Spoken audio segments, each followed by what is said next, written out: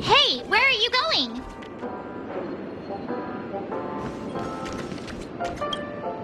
Hey, we meet again, sleepyhead. What's Miss Black Swan doing here? Nothing, Miss March. I noticed she was awake and wanted to check to see how she was doing. Though the strike from the General was timely, its destruction was also immense. When emanators collide, ordinary people inevitably suffer.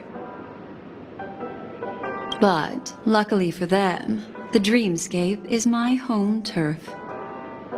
Thankfully, I managed to get everyone out before the harmonious choir collapsed. Oh, so that's what happened! Thank you, Miss Black Swan! Don't mention it. After all, I wouldn't want to see such precious memories vanish. You're heading to see your friends, aren't you? Would it bother you if I walked with you for a short while? Of course not. But you're not planning on doing something like last time, are you?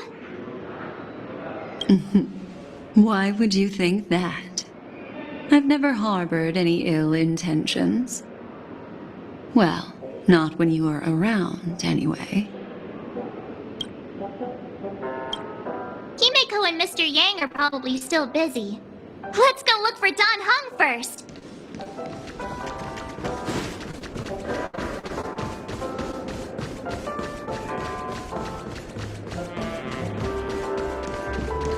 Look, he's still talking to that cowboy. One peach. You're awake. How do you feel?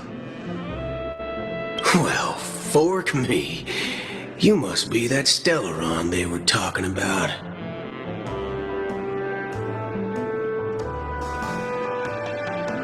I didn't mention anything to him. Partner, you got it all wrong. I heard it straight from the memo keeper. Allow me to introduce him to you. This is Boot Hill, a Galaxy Ranger. During our pursuit of a certain person, we crossed paths and just so happened to uncover a shocking plot being concocted by Mr. Sunday. Which is why we sought you out, to help the Astral Express save the world together. No need for thanks. The Galaxy Ranger's principle is correct every injustice one sees. That's how you lot in the Xianzhou put it, right, Don Hung? More or less. Wait, hold on a sec. This is the first time I'm hearing about this certain person. Who are you chasing? And why would that lead you to the Express?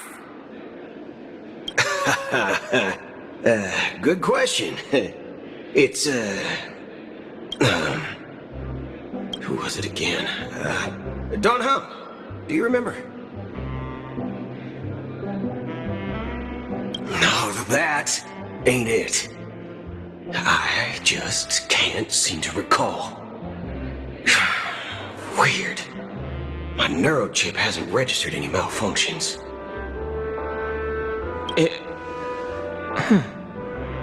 I can't seem to remember either. What's going on? Heck. Forget about it. If it slipped all our minds, reckon that person was just a minor scoundrel. Unimportant. Ain't gonna... Yes, when the dust settles, I'll just think of a way to recall it in the memory zone. Everyone, let's hurry up and look for Miss Himiko, shall we? She's now a minor star on Penacony, and the entire hotel's concerned about her well-being. You're right. Let's head to the lobby then. Soul glad, shaken, not stirred.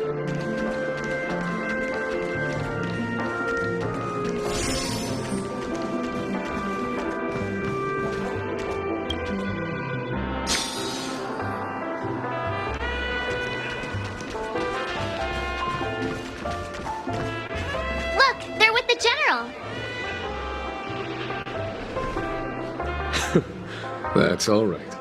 In these times of conflict for the sake of utmost safety, it is only right that the Alliance steps forward to mediate on behalf of the Astral Express. We must not allow you to take unnecessary risks.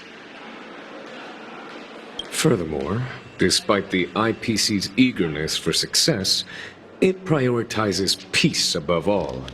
And the family, trapped though it may be, professes a desire for harmony. The Alliance has always won people over with reason. I firmly believe both parties can indeed put aside their differences and come to a peaceful agreement.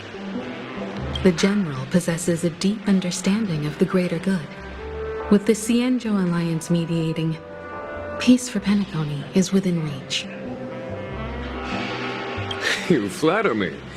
But ultimately, it's been all down to the Express. Without your efforts, this sweet dream paradise would have been claimed by the last remnants of order before there was even a shot at peace. Well, would you look at that? Here comes the big hero.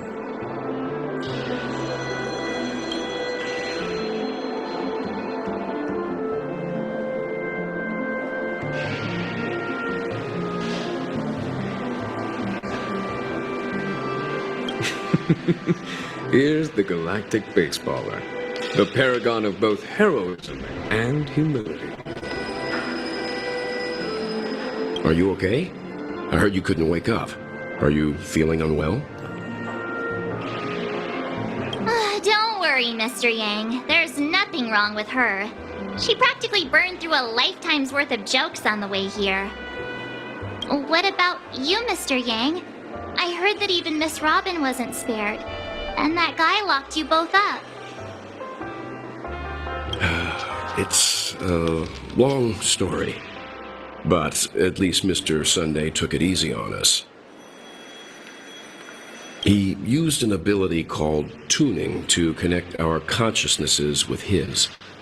In other words, he imprisoned us within his consciousness. Thanks to General Jing Yuan's destruction of the Harmonious Choir, we were able to escape. He used that tuning on us too. Does that mean that we were almost imprisoned as well?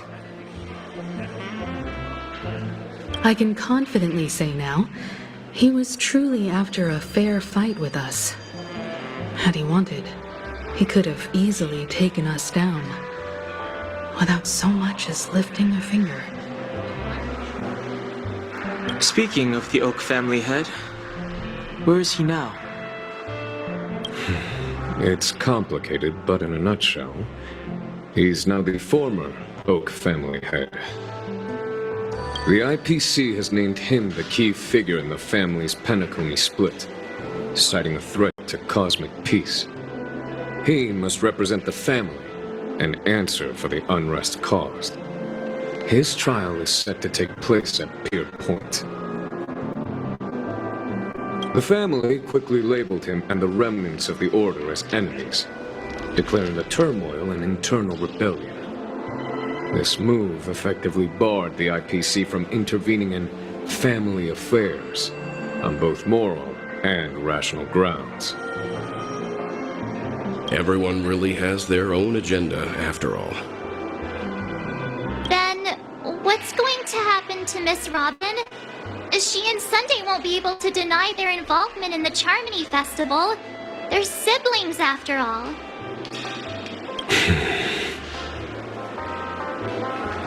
Why the sigh, General? I can only say that this incident is an unexpected mess for the girl. The Alliance will try to persuade the family to consider this matter carefully during mediation. It's time, everyone. The IPC's key members and I have agreed to consult one another before the upcoming negotiation. Do any of you wish to sit in?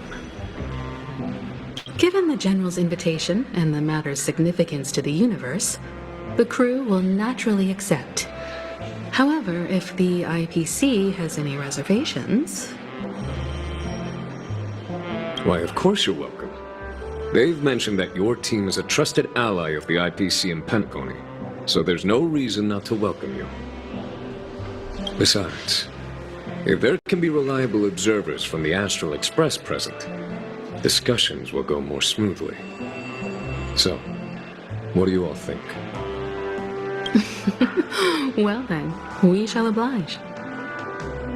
I'm kind of allergic to those types of situations. I think I'll just head back to my room and start packing. Not to worry. Himiko and I will take care of things. I'm afraid I'll also have to return to the Express first. The conductor is worried about us. It's best I go and explain the situation. Thank you. What about you, Will you join Welt and me? Or have you got other plans?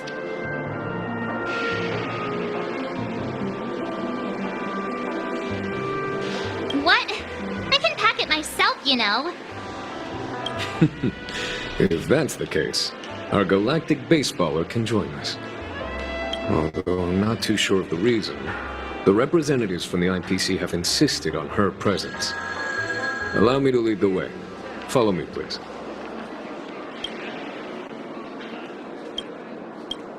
The negotiation will commence at the hotel lobby. Everyone, please follow me.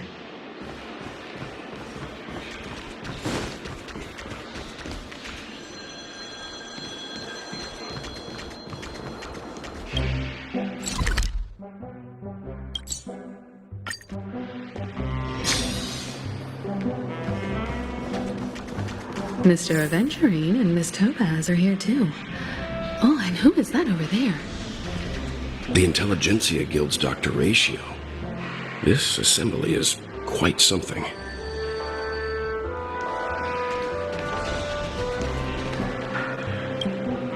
It's been a while, my Astral Express friends. I would also extend my sincere thanks to you, General of the Lawfu.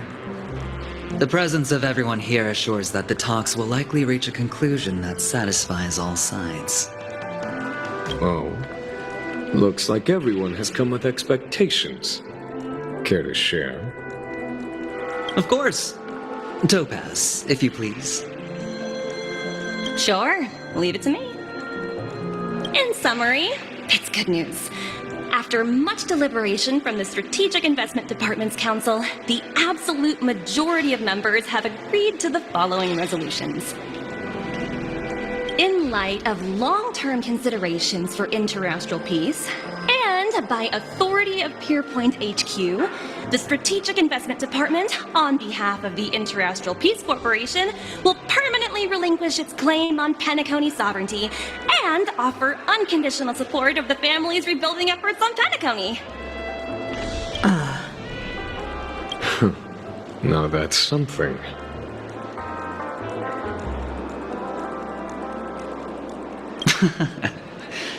Well, if that's what it takes to bring peace to the entire universe, it's a price I'll gladly pay. Has the IPC finished sharing all its thoughts? Then it's our turn. The Guild, much like the Genius Society, has taken a keen interest in the recent calamity in Penacony. Ultimately, both parties have agreed to a comprehensive collaboration, offering technical support for the reconstruction of Penacony. The floor is yours for the finer points, Mr. Scrulum. Enlighten us, please. Organic life's unrelenting search to understand the realm of inner spirituality is something I both admire and envy. Inorganic life has no mechanism to evoke dreams. But when my mechanical impulses are activated, my inspiration circuits will start to operate, and I will enter a state defined as imagination. Every time, within the realm of imagination, there emerges a fire from the shadows. It is warm, bright. I frequently ponder this flame might represent the essence of intelligence, a cluster of inspiration ignited by high temperatures. The future direction of the universe may well lie within it. Alas, they are nothing but projections of my thought system to me. desired, but unattainable. But after learning of Penacony's accomplishments, I have come to realize that the flame is not beyond my grasp. After deliberations with my partners, we have decided to defer the progress of the Simulated Universe project, and instead assist the Intelligentsia Guild as technological consultants in the research of the Dreamscape and Memory Zone, so that these Not only that, we've also established contact with the Garden of Recollection through the IPC, and they've pledged their support for our research endeavors. I'm truly happy for the Dream Chasers on Penacony. The cosmos' brightest and, let's admit, dimmer intellects are now at their service.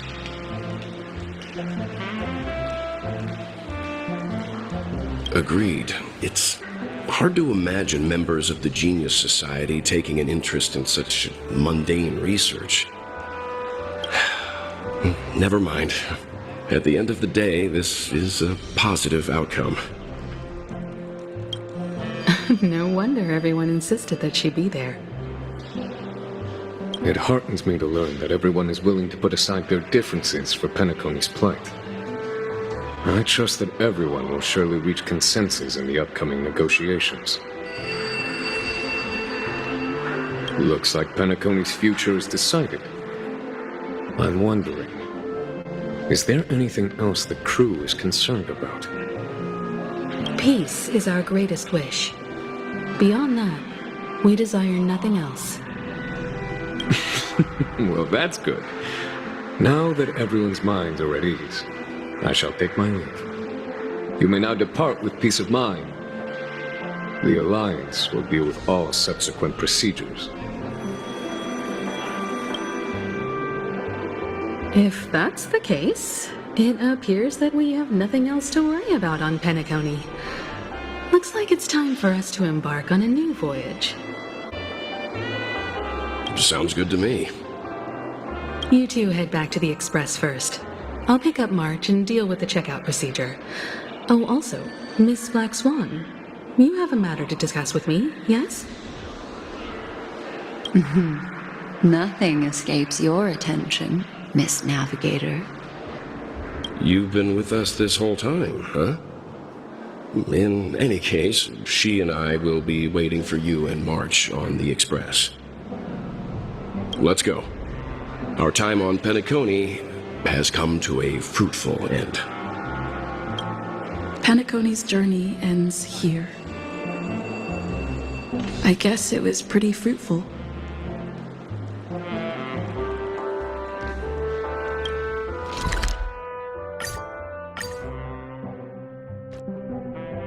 The navigation meeting is about to start.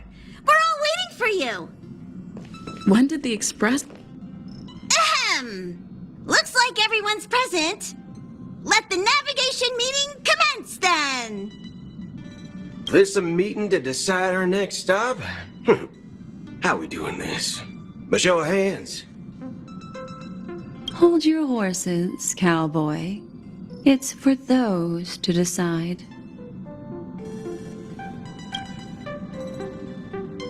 Allow me to explain. Mr. Boothill and Miss Black Swan submitted a request to temporarily travel with the Express for their own personal reasons. As you all may know, the Astral Express never declines any passenger whose heart yearns for the distant stars. Therefore, they will be traveling with us for a while until they reach their destinations. Whoa, the Express is going to be much livelier now.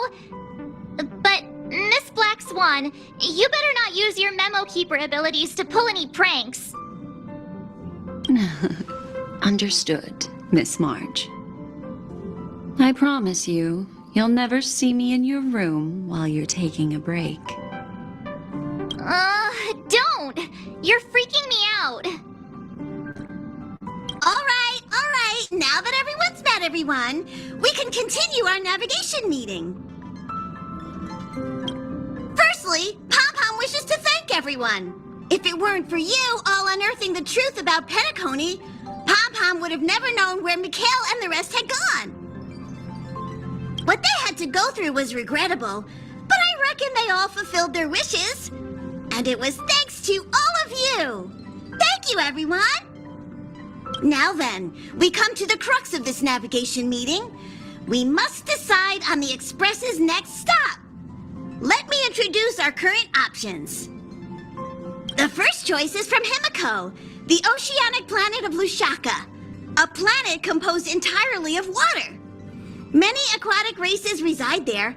Of course, it's also the home planet of the venerable, nameless Mikhail. The second choice is the agate world Melustanen, suggested by Welt. It's famed as one of the initial sites of the Stellaron disaster, and the place where the beauty Idrilla ascended. Today, it's celebrated as a planet of undying allure. The third choice is Edostar, a planet nestled within a vast ion storm region, currently under assault by the Antimatter Legion. However, the distress signals from there have recently ceased, prompting the IPC's wish for us to check in on the situation. The last choice, courtesy of Black Swan, is the glass belt Petravia, a massive belt of asteroids that was turned to glass by the Lord Ravager Zephyro.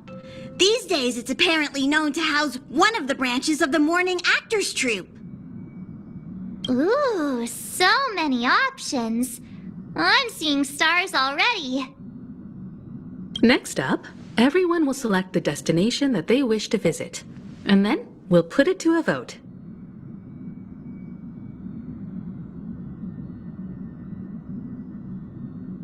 Though the fact that the distress signals have ceased means we're probably too late. But I still think we should investigate the situation there. Yes, I agree. As nameless, should we not extend a helping hand? You and Don Hung make good points. I'll throw in a vote for Edostar too. If that's the general sentiment, then we should indeed investigate. I vote for Edostar too. All votes for Edostar! Looks like we have a winner! Next stop, Edostar! Then this navigation meeting is adjourned. I'll go check the warp jump coordinates. Everyone can catch up on some rest in the meantime. When it's time to make the jump, Pom-Pom will make an announcement. There's still some time before the jump. What should I do? How about a chat? Over here.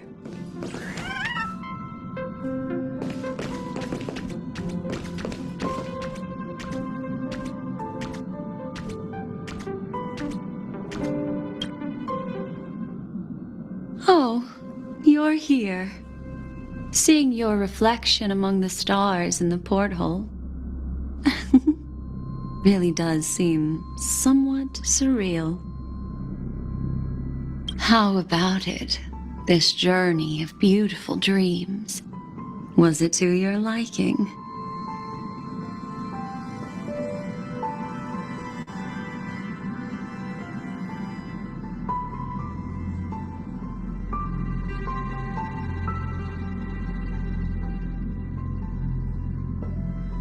There's a rich scent of curiosity here.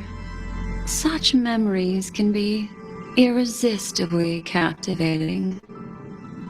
So, how about you hand that small parting gift back to me? I'm quite eager to have it back.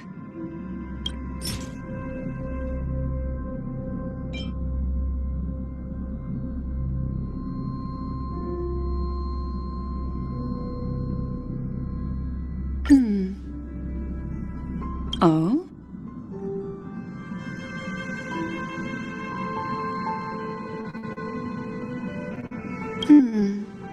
Never mind.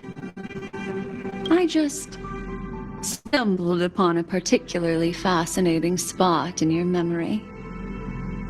Before I explain, I would like to apologize to you. This farewell gift I gave you isn't really a compass from the memory zone, but merely an empty light cone. Remember when we entered the hotel in the dreamscape for the first time, and I procured a few trinkets from your companions. Their functions are similar. This way, I can always be attuned to your location, ready to assist immediately if you encounter any threats. But this is not its most intrinsic function. Light cones are slices of light used to encapsulate solidified phenomena. This empty light cone is the same.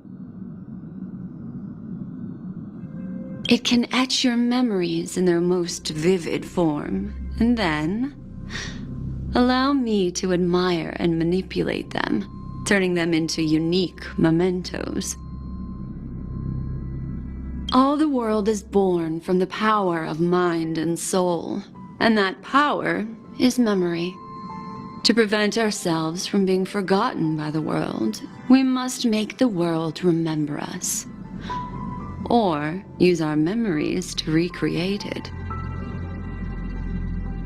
Life, seemingly vast, offers but a scant collection of impactful memories. Some joyful, some sorrowful, some light, some heavy. But you are different. Memory is a reflection of the future. Within that reflection, I see your unparalleled worth. You have the power to craft memories that can captivate the world. Your memory can illuminate the universe's future path. And that memory will be as scintillating as the star clusters you see in this porthole.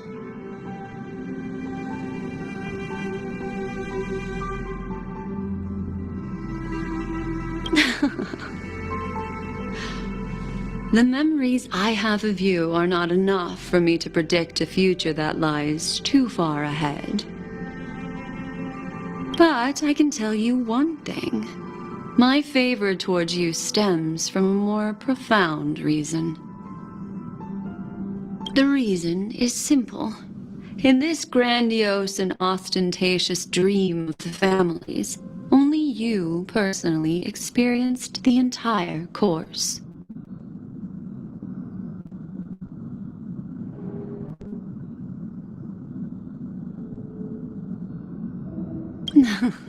Patience, my friend. I will reveal the answer to you, but that time is not now. Turn around and take a look at your friends. Every one of them is reveling at the arrival of their next destination, all filled with hopes and expectations of their own present and future. Revealing everything at this moment would be a bit of a buzzkill, wouldn't it? I'm looking for an opportune time, a time when you're totally at ease. Perhaps when the night grows hazy and you're about to drift off would be the most opportune. How about one fine night? I will prepare the candles, aromatics, and even a cushy couch to create a cozy dreamland for you. And then I will tell you the answer in the form of a little bedtime story to lull you to sleep. Hi! Hello! Attention all passengers! The express is about to make the jump! Please be seated and hold on! It looks like we're finally about to set off. There are countless gleaming memories out there waiting for us. Why don't we just leave it at that for now? That's right. As a small token of compensation for playing that little trick on you with the empty light cone, I will gift you with some words. They hold great significance to me. Life is akin to a winding labyrinth where memories serve as our sole companions.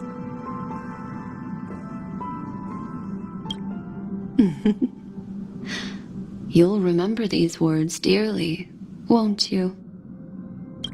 In the year 2158 of the Amber Era, the first year of the new epoch, the universe resumed its intended trajectory. The kindling of conspiracy smoldered in Penacony, the land of the dreams. Failing to erupt into a blaze, it instead flickered briefly on Klapoth's anvil, before vanishing in the blink of an eye.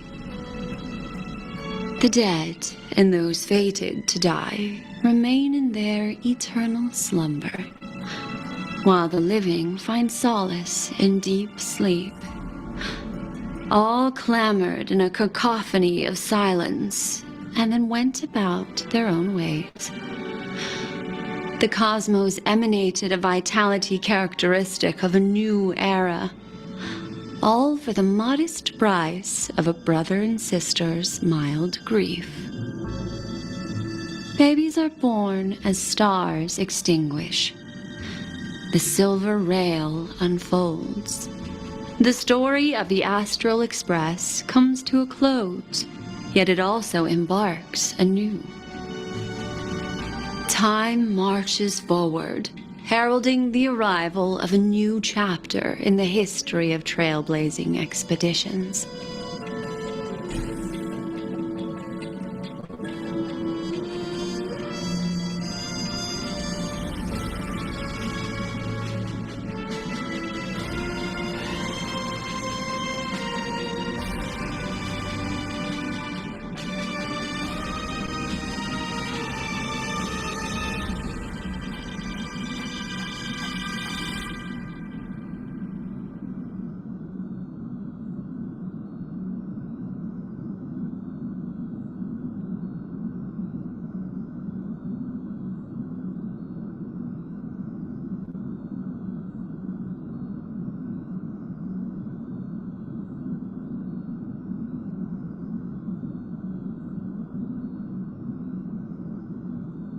Countless shooting stars streak the sky tonight.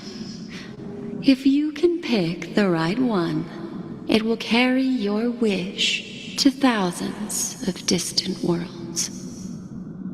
You're feeling very relaxed now, aren't you? So, then, it's time to tell you a little bedtime story. Well, let's start with the conclusion. The crew was defeated in the battle against Sunday. Everyone in Penacony failed, and no one survived. But don't panic. The truth, as horrifying as it may be, is not yet irreversible. There's still a glimmer of hope. And that's why I'm here. Next, I'll use this empty light cone that carries all your memories to relive everything that happened before. And when this story reaches its end, I'm sure someone as clever as you will notice that.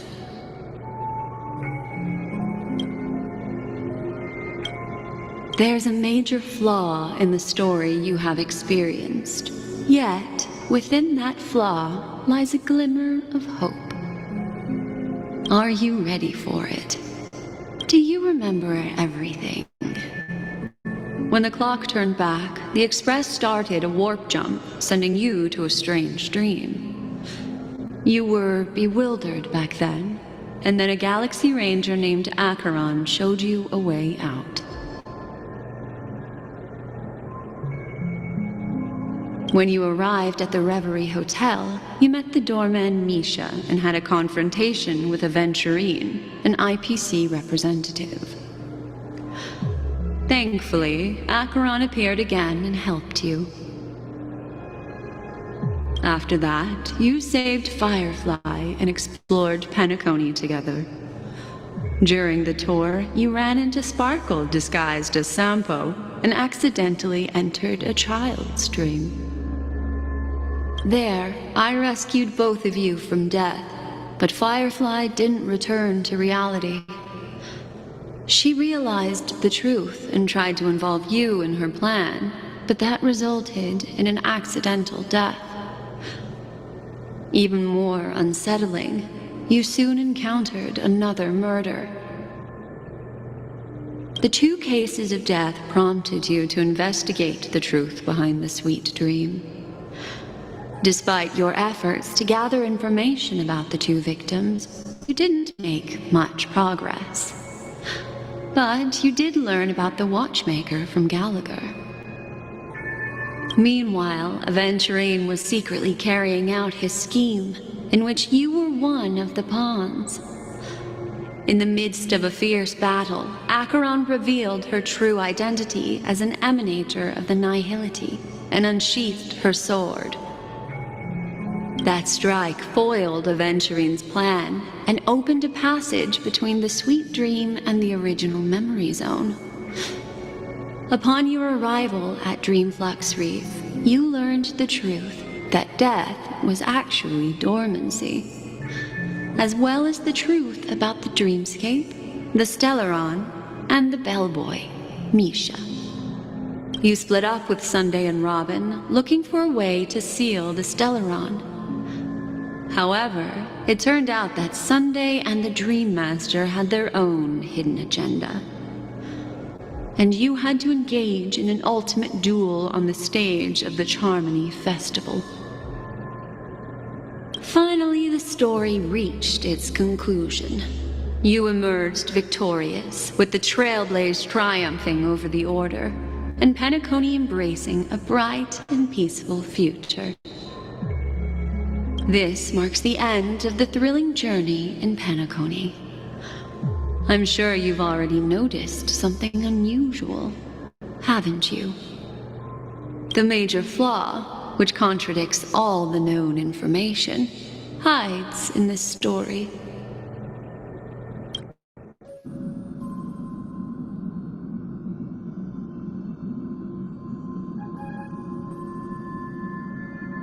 It is true that Gallagher is a history fictionologist, but he didn't lie in this matter. In addition, death and dormancy do arise from the same concept, don't they? This is not the fatal flaw in your adventure. Take your time and think it through.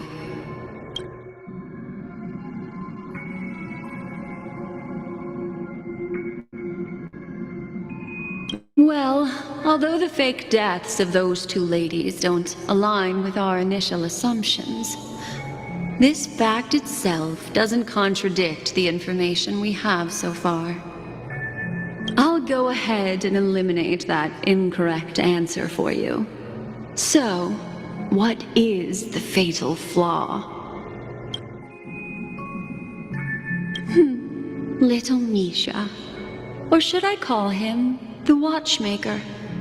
He's only a segment of memory in a dream bubble, but his ambition for the Trailblaze led him to leave the bubble and embark on a grand adventure. While Misha is a rather special memory zone meme, and he was granted power by the Trailblaze, a life born in the memory zone could never manifest in reality. So, why did he appear in the Reverie Hotel in reality? The answer is simple. He is the one fatal flaw that contradicts all our known information. This means that you, who wholeheartedly believe in this memory, are still trapped in the dreamscape at the— Wake up, sleepyhead. Break free from this eternal dream and return to the real world. We'll find our answers there. The train is about to make the jump. 5, 4, 3, 2.